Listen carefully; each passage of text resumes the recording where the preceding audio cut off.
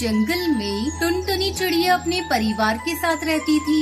जंगल में उन दिनों बहुत गर्मी पड़ रही थी, जिसके चलते जंगल में भोजन की कमी हो गई थी। टुनटुनी अपने बच्चों के साथ जंगल में भोजन की तलाश कर रही थी।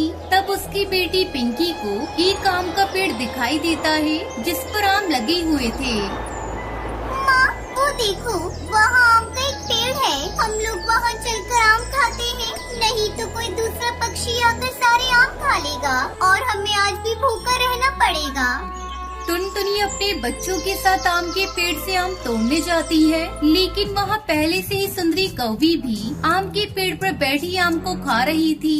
अरे टुनटुनी, तुम यहाँ अपने बच्चों को लेकर क्यों आई हो? इस पेड़ के सारे आम मेरे हैं, तू कहीं और जाकर भोजन की तलाश कर।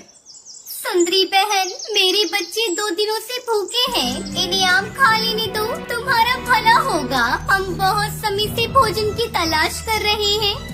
ए टुनटुनी चिड़िया, चल भाग यहाँ से। इस पेड़ को मैंने पहले देखा है, इस वजह से इसके सारे फल पर मेरा अधिकार है। तो अपने बच्चों को लेकर यहाँ से चली जा, और खबरदार, जो किसी ने भी आम को हाथ लगाया, जिंदा यही दफन कर दूंगी। सुंदरी आंटी, हमें बहुत तेज भूख लगी है, हमें भी आम खाने दो ना, एक आम दे दो हमें। चलो भागो यहाँ से, नहीं तो अपनी चोंच से मार मार कर तुम्हारी ऐसी हालत बना दूंगी कि घर पर भी नहीं जा पाओगी। बच्चों, चलो यहाँ से, इस कौवी से मुंह लगने का कोई फायदा नहीं, ये दुष्ट कौवी है। टुनटुनी अपने बच्चों को लेकर दूसरी जगह भोजन की तलाश करने लगती है, लेकिन बहुत ढूंढने पर भी जब उन्हें भोजन नहीं मिलता तो सभी थक हार कर एक पेड़ की डाल पर बैठ जाते हैं।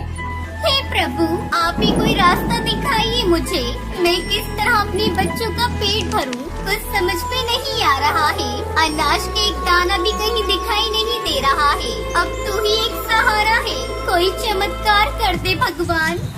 इस तरह कुछ दिन बीत जाते हैं। अचानक एक दिन बारिश जोरों से होने लगती है।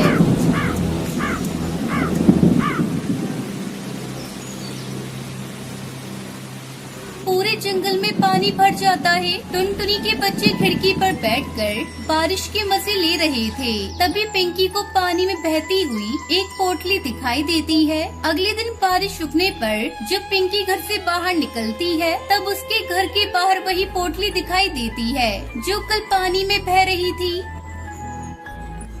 पिंकी चिड़िया उस पोटली को खोलकर देखती है तो उसमें बहुत सारे तरबूज के बीज थे।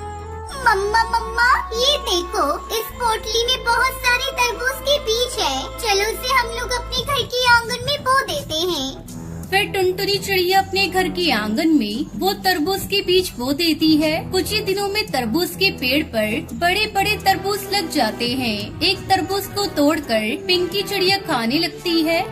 मम्मा, ये तरबूज तो बहुत ही स्वादिष्ट है, चलो उसे हम लोग बाजार में बेच देते हैं। हाँ पिंकी बेटा, तू ठीक कह रही है, यहाँ तो बहुत सारे तरबूज लगे हुए हैं, इतने सारे तरबूजों का हम लोग क्या करेंगे? चलो मैं और तुम मिलकर इसे बाजार में बेचते हैं। फिर टुनटुनी चिड़िया उसकी बेटी पिंकी चिड़िया तरबूज को तोड़कर बाजार में बेच देती है। तरबूज ले लो तरबूज, देसी तरबूज ले लो, लाल लाल तरबूज ले लो, मीठे रसीले तरबूज ले लो। कुछ ही देर में उसके पास पैसों का ढेर लग जाता है, जिससे वो अपने बच्चों को उनकी पसंद के अच्छा भोजन और शिक्षा दिलाती है। इस तरह टुनटुनी चिड़िया अपने बच्चों के साथ तरबूज की खेती करके खुशी खुशी रहने लगती है।